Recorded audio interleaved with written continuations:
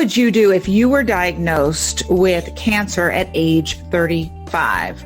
Well, this is a great question that we're going to help you navigate today, because studies show that 1 in 2 of us will receive a cancer diagnosis in our lifetime. So you really need to know how to navigate this in order to be successful, get in remission, and heal. So welcome to Her Brilliant Health Radio, another episode with Dr. Kyrin. Today, please help me welcome my guest, Tiffany Flaten. She's a board-certified nutritionist who specializes in functional medical nutrition.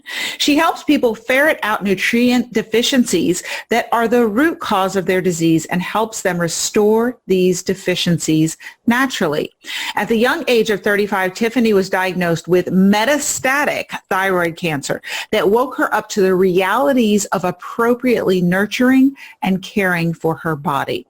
Her path has become her mission, and she now assists others in regaining their health at her practice, Rock Bottom Wellness. Please help me welcome Tiffany. Thank you. Thanks for having me. Thanks for being here. I think that cancer is probably the most dreaded disease that we humans can have. Second would be neurodegenerative diseases like Alzheimer's and ALS and Parkinson's disease. But cancer certainly is up there. And as I said in the introduction, 1 in 2 of us will receive that diagnosis in our life. But Right. we think, well, if it's going to happen, it's going to happen when I'm older, 70, 80, 35 years old. What was that like, getting a diagnosis of cancer at 35? You know, it was just scary. And, you know, when you hear the C word, you think, you know, kind of what you're saying, it's that dreaded disease that, you know, most of us are going to come encounter with. And it's just scary. And then what happens, you become very reactive with how you navigate what's coming your way. And, you know, so everything is fear-based. And so that's where, you know, I think people can kind of get into trouble and maybe don't feel as well as they could going through the process. It's very scary. Right. And so I think your journey is very instructive for people about the journey that we are called to take, which is really a form of the hero's journey outlined by Joseph Campbell. That's a mythic journey. That's the story of most successful movies like The Wizard of Oz and Star Wars, where there's the call at the beginning that's calling you to do something different than you've been doing, be something greater than you've been being in order to conquer the foe that has entered your picture. In your case, it's thyroid cancer, but it may be being displaced by a hurricane like The Wizard of Oz, or in Star Wars, you know, it's an enemy. So there's that call, and then we can give our power away during that journey and look to others to solve it for us, which is really what most of us do when it comes to health challenges in the American medical system. When we go to mainstream doctors, we give our power to them. But there's a call to something greater. So I'd love if you could talk about your journey, and we can really help people understand what this call means. Yeah, you know, it was one of those things where I was a teacher where I taught high school anatomy, physiology, and biology, and you know, a few other things. And I absolutely love teaching.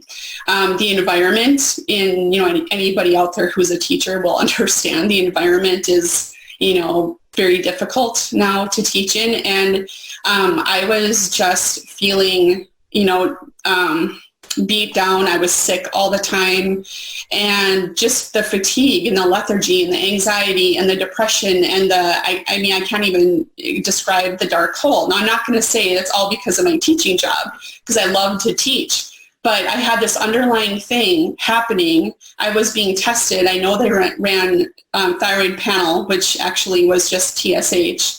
And eventually, you know, in 2007, ended up with that thyroid cancer diagnosis. And that is the catalyst. It took a little long. I'm a little bit of a slow learner, I guess, but it took that long. And 3 years into that process of deciding that, you know, I need to be done with this and move on. And now I'm going to help people navigate their journey with thyroid health like I had to do myself, because aside from obvious things, the surgery that I've had and, medications that I've had to have, I've done everything else on my own. I've sought out the help I needed to crawl out of the hole that I was in. And it was a really deep, dark hole. And it was because of that, it made me crawl out of it and figure stuff out. Right. And so as I understand it, you went through the thyroidectomy, you had certain other treatments, traditional medical treatments, but you still didn't regain feeling great and your health didn't come back to a healthy place. And so what let you know that there were other options besides, most people just keep going to their oncologist, keep going to their endocrinologist and looking for answers. And when they don't get answers there, they kind of give up and they live a half-baked life. I see it all the time. Yeah. And then along comes some fresh air and a new perspective that maybe things could be different if you addressed it with different treatments like functional root cause medicine like we practice. So what opened you up to that and how did you learn about these other options? Well, I think I think I was just stubborn and just realizing, I'm not that old. I shouldn't feel like I am 110. I have 2 little kids. I need to, be functioning and thriving for them. And I've always been extremely interested in, the health arena and nutrition. I just didn't know how far off the mark I was with the nutrition. I was, thinking I was doing a good thing. And after the doctoring, I had 2 surgeries. I had the thyroidectomy and then tons of lymph nodes removed because there was a few that were malignant as well. And then a year after that, I had a recurrence. So I had to go in and have another surgery. I had the radioiodine. I think I've had thyrogen. I've had 3-4 PET scans. I've had all this stuff. And I think it was just the frustration from being told, this is your new normal. Get used to it. It's going to take time. Thyroid cancer is the easy one. I was lucky to have it, but I felt still horrible. I honestly thought in the beginning, taking that thyroid out, getting on medications, having a fresh start would solve all my problems. And it only made it worse, actually. Not too surprising. And so I honestly think it was just that stubbornness and that, interest in the health arena. As well as what my background in education, I knew there had to be something else. And when my doctor told me, when I said, what else can we do? What other medications can we take to try, to maybe see if something else works or different dose or different combination. And he said, nothing will help. The food you eat doesn't affect how you feel. Then I knew I had to go into the food to see how that affected how I felt, because that just does not make sense. You're a physician, you obviously understand biochemistry and you understand how nutrients are part of all those cycles. And to say that it doesn't affect how you feel did not make sense. So it was just pure stubbornness, I think, that got me to do what I needed to do. Right. So everybody listening, I love that you said that you're a physician. You obviously understand. Yes, but so what a lot of people don't understand is we learn about all of this in medical school, how the body works, how the biochemistry works. And then we go to residency and we're basically told, never mind all that. Just do what I do because this is how we do it. These are the drugs we give. These are the surgeries we do. Pill for every ill, surgery. This is what we do. And people just feel half-baked when they're all done with this. Oh, well, it's just how it is. Yeah, and get used to it. Really, we put our brain offline. Like when I woke up to the truth about our health, I was like, where have I been for 2 decades? Right. When did my brain go offline? When did I make it okay to stop asking the important questions and stop really thinking about how we're treating people or not treating them and what drugs we're giving or not giving? And when did it become okay to not address the major important inputs of nutrition and rest? Right. And exercise and lifestyle and emotions? When did it become okay? And that, for me, the answer was in residency. And so I had to unlearn all this stuff and go back to the basics of how I knew the body functioned and what I knew the inputs were. I mean, when plants are sick, we don't typically just jump to giving them antibiotics and steroids like we do humans. When it's sick, we look at, well, what's wrong with the soil? Does it have the nutrients that the plant needs? Is it getting enough water? Are there contaminants in the water? What sunlight is it getting? Is it getting enough appropriate sunlight at the right time? So going back to looking at humans that way and really knowing that the plant wants to heal, it has an innate drive to be healthy and flourish. We have that same innate drive. Right. And so getting our brains back online, and while, there are a lot of physicians who have gotten their brains back online, and while we wait for the others to catch up, they are catching up, they'll get there. Yeah. We just have this underground wellness going on where we're out on the internet teaching people. So I'm just grateful that you're a part of that tribe and your pain has become your passion. And now you're helping people navigate the same thing. So yeah, it's exciting to be able to be a part of it. It's also heartbreaking to see, I'm on some message or some Facebook groups that are specific to thyroid or thyroid cancer, or thyroidectomies for whatever reason.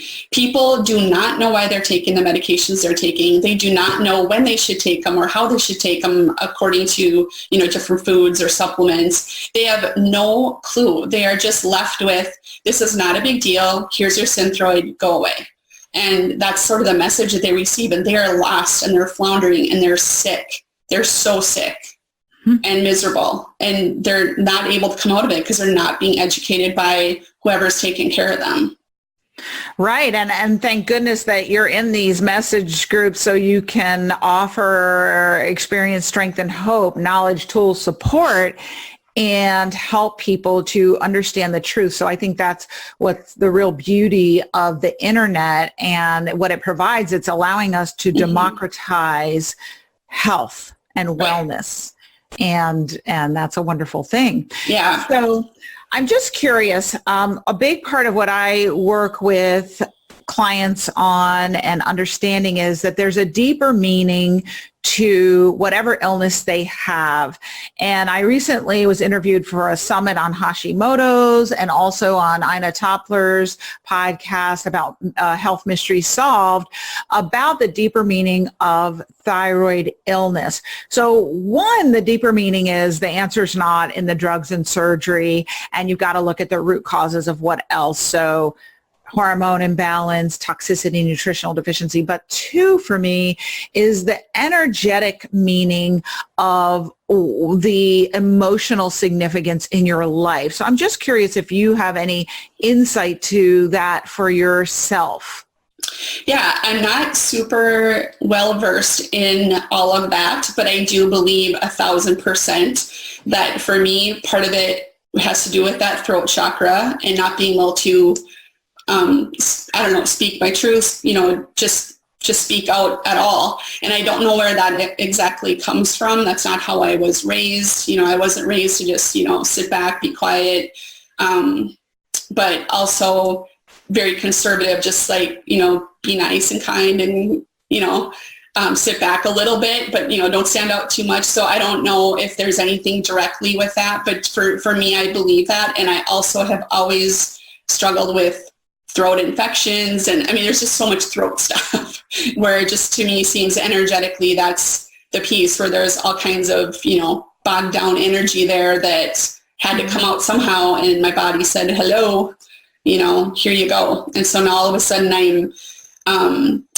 was a teacher. So people think, well, what's the big deal about, speaking in front of people? You're a teacher. And it's like, that's very different than going and speaking out otherwise. And that's what I'm doing. I'm doing more, public speaking, and I'm wanting to get more into that. I want to be on stage, so to speak. And that's not at all, if people knew me, that's not at all where they would have seen me before. And so there's absolutely something to do with that energy piece for sure.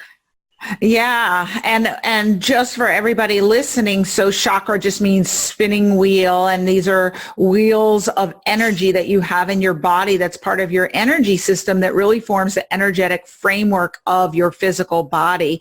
And science has now bridged to Yeah. the physical, in showing that this actually exists and it has consciousness and it has an electromagnetic frequency and you can interact with it. For instance, we interact with it through acupuncture. I did an interview recently with Dr. Jason, and he was talking about applied kinesiology. So you can interact with it, and it really you can have energetic blockages in it. And the thyroid represents this fifth throat chakra that really is the midpoint between the head and the heart. And if you're more interested in this, definitely check out the Hashimoto's Thyroiditis Summit, and also Ina Topler's Health Mystery Solved, where I go into more detail, because it's not really the focus of this interview, but I was just curious if that's something that you had looked at. And it sounds like you are cognizant of that, and you are really beginning to blossom and speak your voice. You know, the thyroid looks like a butterfly, so I think of it as its transformation. And it really is the midpoint between the head and the heart. And in energy medicine, we talk about melding those two, and this is where they are melded together, and that's what allows the transformation in you to go from the caterpillar to the butterfly and really speak your truth. So I love that you're doing that. Yeah, it's kind of funny because before I even was diagnosed with cancer, I came upon the book Anatomy of the Spirit. Yes. If I read that.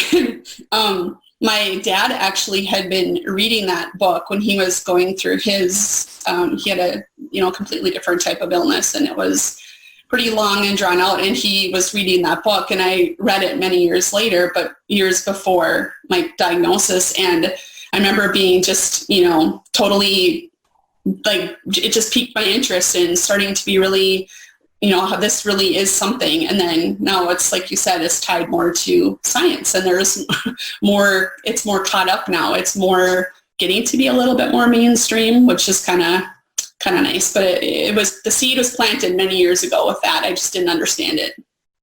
But it's true. Yeah, right. And just with the kind of quickening with what's going on with our planet, I think people are hungering. They know that there's way more to themselves than just this. And they're hungering for medicine to teach them about this, but yet medicine hasn't caught up to the science. And so I think those of us who can really help people bridge the two are really going to help people. And for everyone listening, it's by Carolyn Mace. We'll put it in the show notes. The energy anatomy. So I think it's called Anatomy of the Spirit. Right. Yeah. So we'll put that in the show notes. All right. So let's get to the nutritional piece, because that was the big piece that you discovered that helped you really move the needle from not feeling well after all your thyroid cancer treatments to feeling well and now being 12 years essentially cancer-free and cured. Mm-hmm. So talk about that. What did you discover and what did you implement? Well, so the first thing, like I said, when my doctor said with crossed arms in front of him that we can't change your medications, that won't help, and what you eat doesn't affect how you feel. So that's where I was like, okay, I'm going to start with my nutrition. And so I started, self-education, just, reading my own stuff. I have the background in science to understand that biochemistry part of it.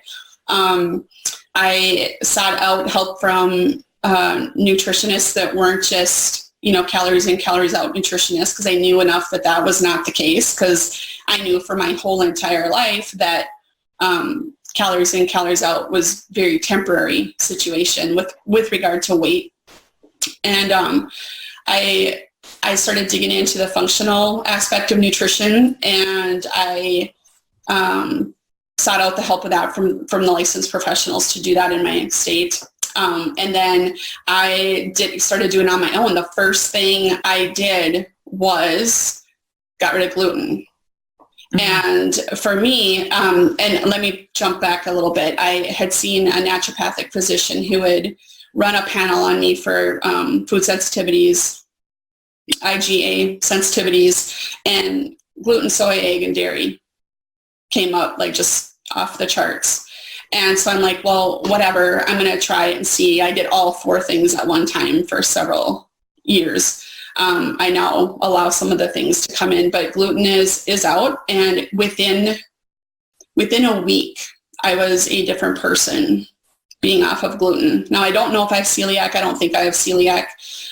But I do feel that the gluten basically helped with that anxiety and depression piece. Mm-hmm. It was not until I got rid of that I was able to go off of my anti-anxiety, antidepressant medications, which I had been on since college.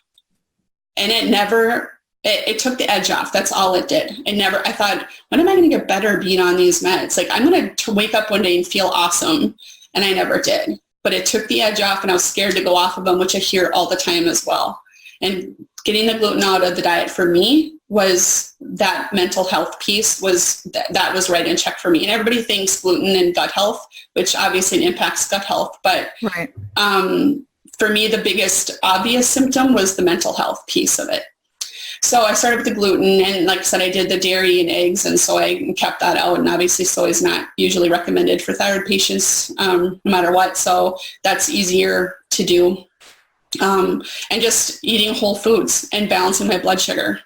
I didn't have prediabetes. I wasn't diagnosed with any of that, but I definitely had the blood sugar roller coaster thing going on, starting in college when you eat poorly or don't eat at all because you don't have the money or whatever it is. I had such symptoms from that I now know were blood sugar symptoms. And by regulating that and the gluten and, the other things, it just started the ball rolling, and one thing led to the other until I, dug down into the actual deficiencies and then replenished my body. And it's been, it's life-changing.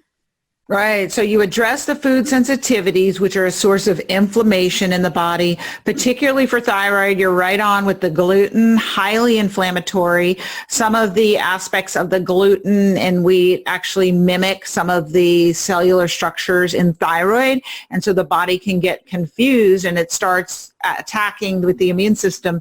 The gluten activates it, and then it starts attacking the thyroid. So this is why gluten is almost universally a no-no if you've got thyroid problems. And so then you said you got to the root of the nutritional deficiencies. How did you do that? How did you discover what you were deficient in, and how did you address them? Looking at a cellular level nutrient panel showed me, I had probably 12 to 15 out of the 35 that were tested deficiencies, and we're talking deficient, overtly deficient. And they were all things that dealt with anxiety, depression, so B5, B6, B12, folate. I don't have methylation mutation, which was shocking. I just thought I probably have that too, but I don't.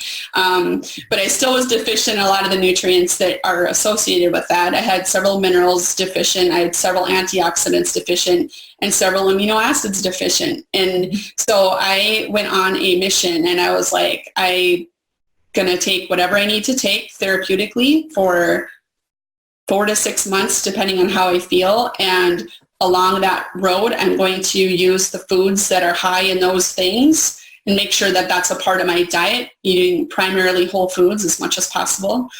And within that 6-month period of time, that's when I feel like I really came out of the lows. I still had struggled up and down with the lows prior to that, with the symptoms of depression, anxiety, lethargy, and all that kind of stuff. But replenishing those nutrients are what, tipped me over the edge. That was my tipping point to feeling like, I always just wanted to feel normal. And I didn't know what that was. I just knew it was better than where I was at, but it got me to normal and beyond. That was the tipping point for that. That's awesome. So what are some tests you like to use with clients when you're working with them to identify their nutrient deficiencies? That test that I did. So the way that I work with people, it's the SpectraCell micronutrient panel. Mm-hmm. Yeah. It's a great one. Yeah. And it's unbelievable. And it's not, but it is, where it's like you see a picture of deficiencies and it totally correlates to what people are coming to me for. I'm like, wow, I'm blown away every time, yet I shouldn't be surprised anymore. Right. But it's like, and what I feel from that is I was always looking for a problem, If you know what I mean? Like when you're sick and not feeling well, you're like, you want something to show up so you can do something about it. Right. And so things show up and people can do something about it, and they've got tears because they're finally like, okay, I can resolve this. And it starts to resolve. I mean, obviously, if they are going through the drive-through every day, that it's probably not going to help them just by taking supplements.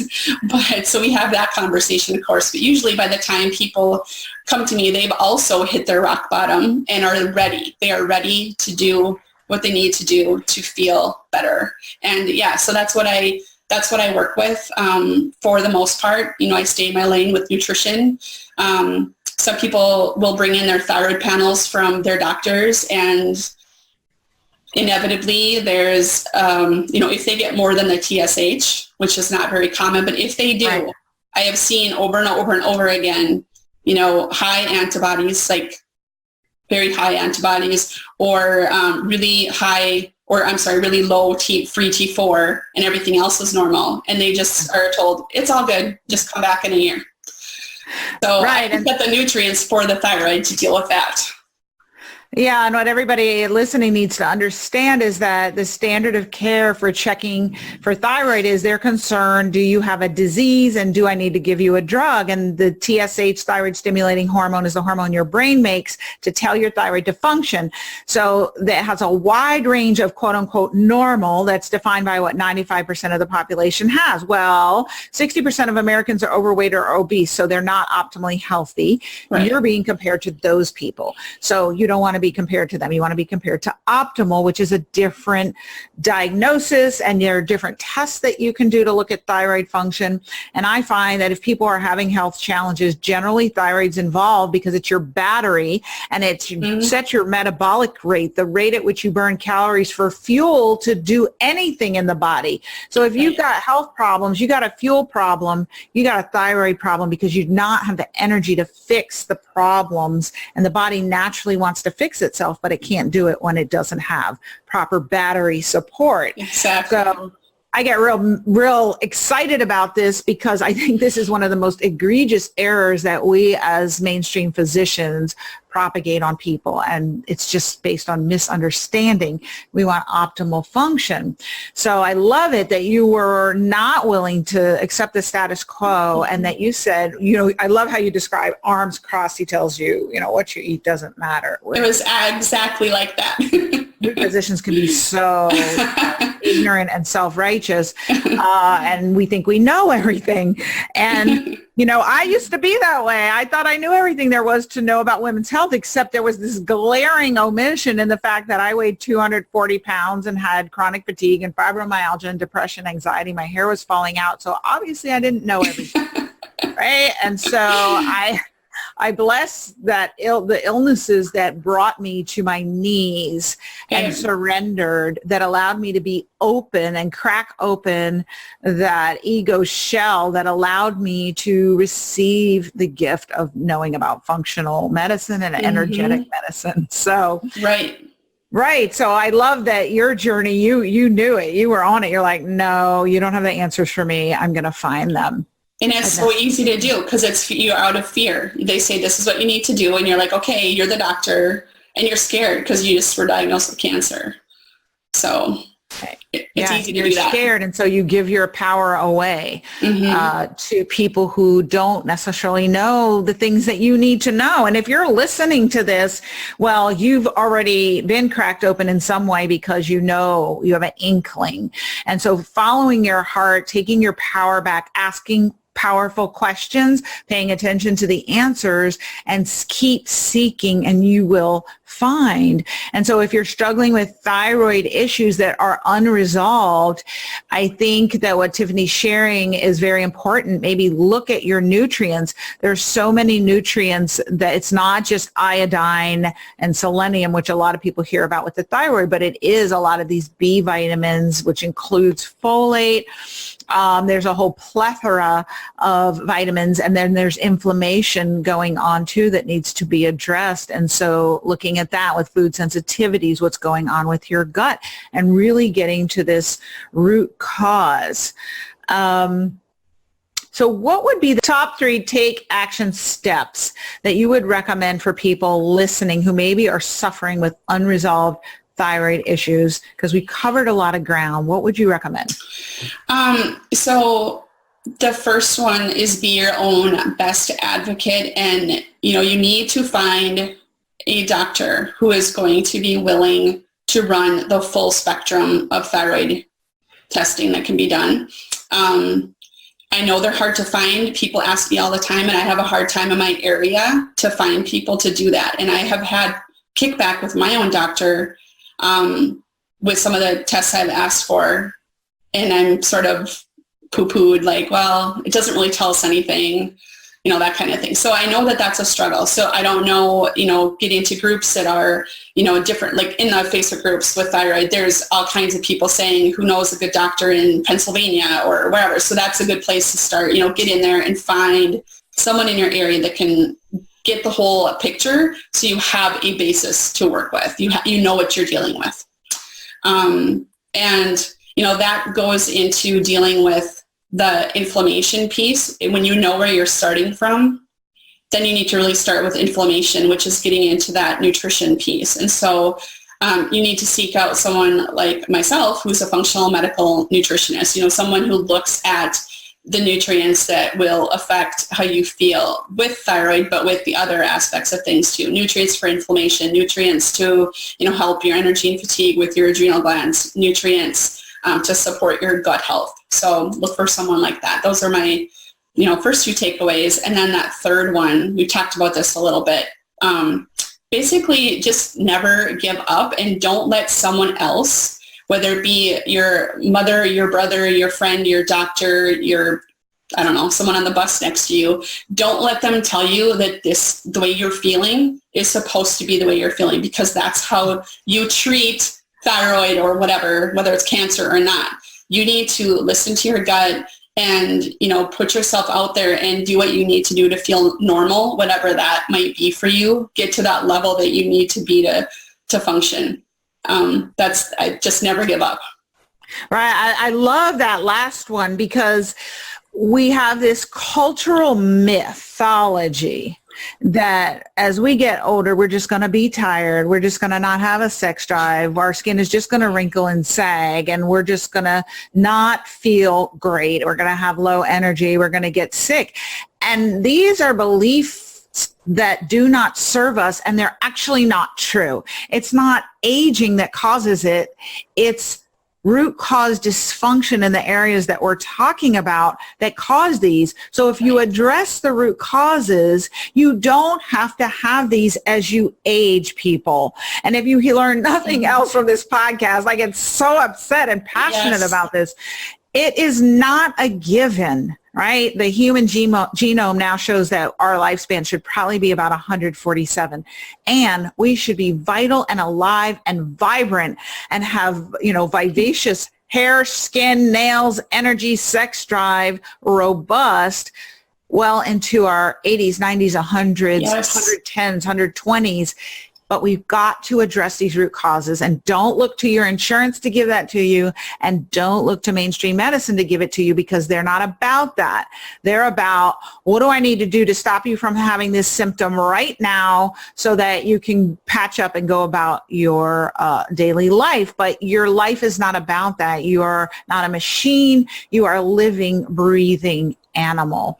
And so I love that last one that you gave. So be a proponent for yourself. Yeah, I'm sorry. No, go ahead. It's so hard. I mean, when you talk about the aging piece, when I was in college and shortly after, so say 22 to 24, and I'm talking about, I don't have the energy. I'm anxious all the time. I just don't feel good. I feel sick all the time. I'm always getting sinus infections. I'm out, all these things. And I was told at that age, well, you're getting older. So that's just kind of what happens. I was in my early 20s. Oh, and I'm like, college. God, yeah, everything is just stress. Right. And like, well, yeah, of course. But yeah, so it's just that piece. It's when they don't know what to say, they say it's because you're aging, I think. And that's just not true, as you said. Yes. So yes, I love those.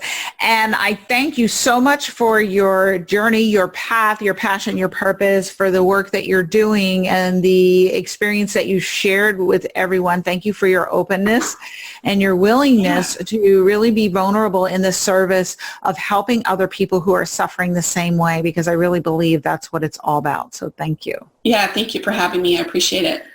And I'd love it if you could share with everyone before we wrap up what Her Brilliant Health means to you.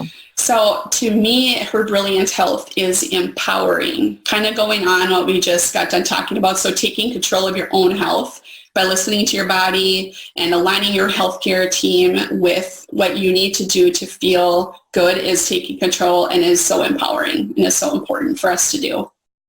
I love that. Her Brilliant Health is empowering, and you have helped a lot of people today, Tiffany, to become empowered to make different choices that will lead to better results. So thank you so much for being here. Thank you. I hope you enjoyed today's episode of Her Brilliant Health Radio and that you got something out of it.